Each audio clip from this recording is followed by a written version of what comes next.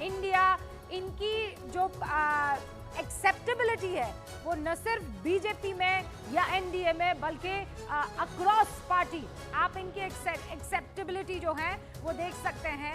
और इस वक्त नितिन गडकरी जीत के बाद वो जश्न की मुद्रा में नजर आ रहे हैं, अपने घर के सदस्यों के साथ, अपने घर के बच्चों के साथ फोटो खींचते हुए वो दिखाई दे रहे हैं, खिंचवाते हुए दिखाई दे रहे हैं।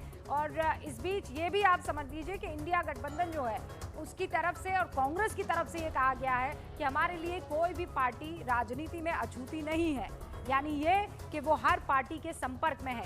टीडीपी ने क्लियर कर दिया है कि 9 जून को जो शपथ ग्रहण समारोह होगा एनडीए का, वो उसमें शामिल होने वाली है।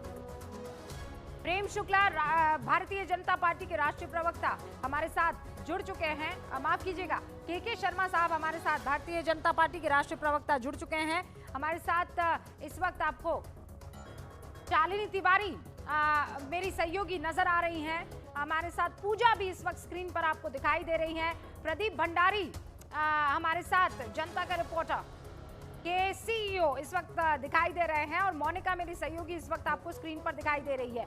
मैं डिबेट की शुरुआत करूं उससे पहले मोनिका आप कहां पर मौजूद है?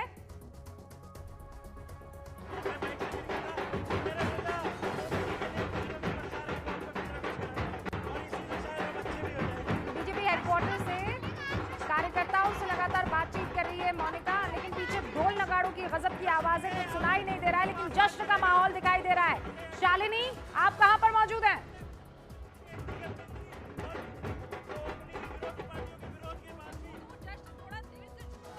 जब शुरू हुआ है तो फीका बिल्कुल भी नहीं दिखाई दे रहा है। यहाँ पर अबीर गुलाल उड़ते भी दिखाई दे रहे हैं, ढोल नगाड़े बज रहे हैं, जो कार्यकर्ता है वो उत्साहित है, नाच गाना यहाँ पर होता दिखाई दे रहा है।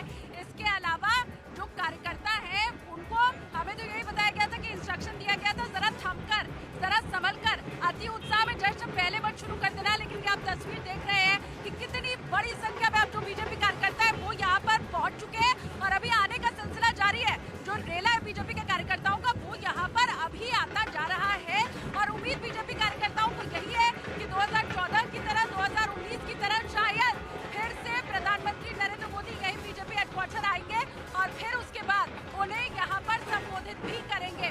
मेरे कैमरा पर्सन निजाम आपको सारी तस्वीरें दिखा रहे हैं। आप देखिए यहाँ पर बड़ी संख्या में किस तरह से नाच गाना चल रहा है, चारों तरफ बीजेपी के जो झंडे हैं वो आपको लहराते हुए दिखाई देंगे, भगवा रंग आपको दिखाई देगा। अब से कुछ वक्त पहले बारिश भी हुई है दिल्ली में, मैं जहाँ पर खड़ी हूँ बीजेपी हेडक्वार्टर, इसी इलाके में झमाझम बारिश हुई थी और उस वक्त भी कार्यकर्ता इसी बारिश के बीच में, पानी के बीच में हमें ढोल नगाड़े बजाते हुए दिखाई दे रहे थे। बात मेरी तो ये जश्न की तैयारियां शालिनी बता रही है भारतीय जनता पार्टी के हेडक्वार्टर में हो चुकी है और वो जश्न देरी से शुरू हुआ लेकिन अब लगातार रफ्तार पकड़ता जा रहा है। शिवराज सिंह चौहान की कुछ तस्वीरें आ रही हैं, पहले मैं आपको वो दिखा देती हूँ। विदिशा से शानदार जीत के बाद शिवराज सिंह चौहान अपनी पत्नी संग जीत का जश्न मनाते हुए नजर आ रहे हैं। हमारे साथ शालिनी और बाकी तमाम सहयोगी, इनफैक्ट अनुराग भदौरिया भी हमारे साथ, समाजवादी पार्टी के कार्यकर्ता जुड़ चुके हैं, राष्ट्रीय प्रवक्ता भी। अनुराग शुरुआत आपसे करूंगी क्योंकि अगर कोई जायंट किलर साबित हुआ है तो वो समाजवादी पार्टी उत्तर प्रदेश में हुई है और आप लगातार हर डिबेट में बैठकर हम भी ये कहते थे कि क्या टेप रिकॉर्डर आपका चल रहा है, महंगाई, बेरोजगारी, आरक्षण, ये छिन जाएगा वो छिन जाएगा, लेकिन बात ये निकली है कि आज आप वहां पर 34 सीटों पर आगे हैं अपने दम पर अकेले।